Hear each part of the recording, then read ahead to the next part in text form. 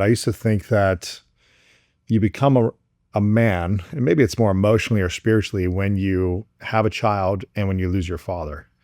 Like you have to step into some type of spiritual breakthrough. But then I was like, okay, well, anyone could have kids. They could just have lots of kids, but not really be there as a father, as a dad. So, and when I lost my father a few years ago, I really felt like, oh, something shifted in me. I think a lot of people have kids and never become men. That's true. And a lot of people, who have parents live well into their 50s or 60s, never become a man. But what you say resonates in the sense that I think of kind of the two. I would say what motivated me to be a better man or get to manhood. And they both involve women, and one's more virtuous than the other. And that is when my mom, I was kind of sleepwalking through life, didn't get my act together until I was about 25, 26. And my mom got really sick, and I didn't have the money.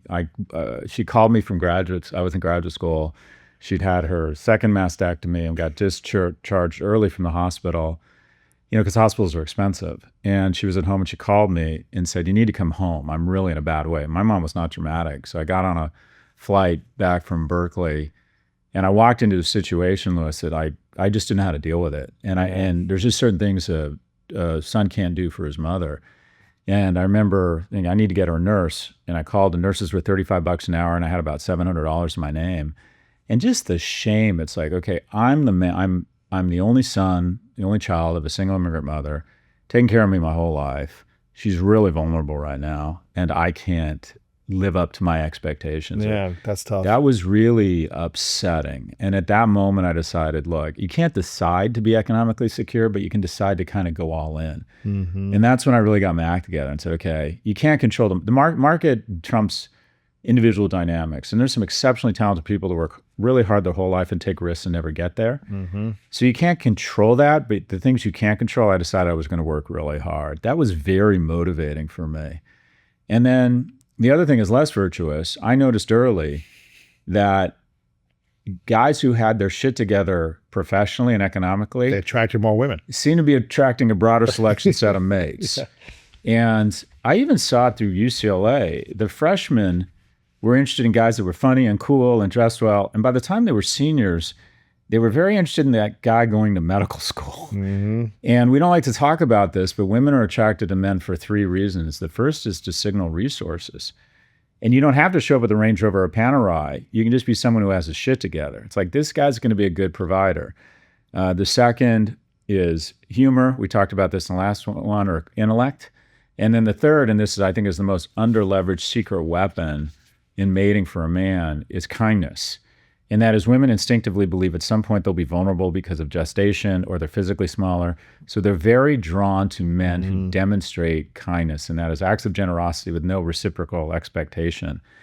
So, and that's the most men understand 1 and 2, but what they don't understand is they need a kindness practice, because I do think you can learn kindness. It starts with manners, but if you try to, small acts of generosity every day, I do think it starts to become second nature. But I wanted to take care of my mom, and quite frankly, I wanted more dates. And that was both those things were very motivating for me to try and be a better man. And then what you talked about, having kids.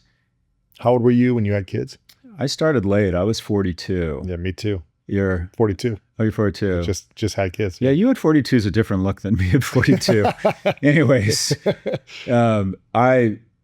but when my kid came marching, or had the poor judgment to come marching out of my girlfriend, it was 2008, and I had lost everything. Oh, right at the housing crisis, yeah. I had always gone all in. I kind of came a professional agent in San Francisco, where you're supposed to go all in, borrow money against your stocks. And you were kind of taught, if you're really talented, you're in it to win it, and you can, I'm so awesome that if I throw myself at something 100%, it's going to win. Not recognizing, again, the power of diversity. So I've been wealthy 3 times, which means I've lost it twice. And I lost it in 2000. Then I crawled my way back, had a kid, and literally at that moment lost everything because I was too stupid to diversify. You've written a book on money. I hadn't learned the power of diversification. And when my kid entered the world, it wasn't bright lights and angels singing. I literally felt anxiety and shame. I'm like, not only have I screwed up for me, but now I've screwed up for someone who is totally dependent upon me. And granted, I struggle with depression, so I have a tendency to see dark things as black. But I remember I was so nauseous and so anxious that I had to sit down. They were more worried about me, I think, than the mother or the kid at that point.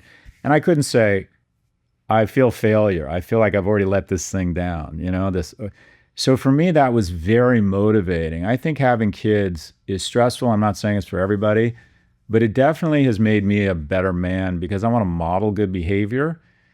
I take being a provider and a protector much more seriously now.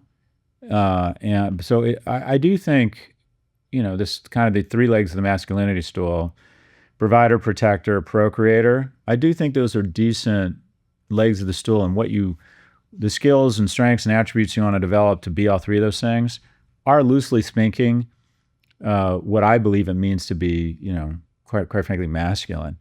But the book is really more about where I screwed up and what I learned from it and tried to evolve around it. But yeah, my first encounter, I know you just had twins. You're doing much better than I was at that moment.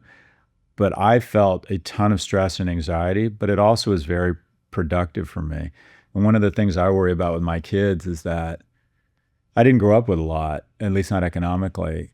And I always say if I had what my kids have, I wouldn't have what I have. And a lot of what I think about is how do you instill that sense of grit, and a little bit of fear is probably good in kids. Because the things that really motivated me, if I had what my kids have, the only things I know I would have engaged in is like a Range Rover and a cocaine habit. I'm a fundamentally lazy person.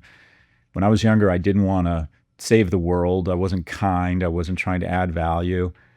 I wanted economic security because an absence of it had caused so much anxiety in my life. Men are struggling, 4 times as likely to kill themselves, 3 times as likely to be addicted or homeless, 12 times as likely to be incarcerated. You go into a morgue and there's 5 people that died by suicide and 4 men. If it was any other group, I think we'd weigh in with programs and empathy. I think more and more of them are going to be alone in a room with a screen.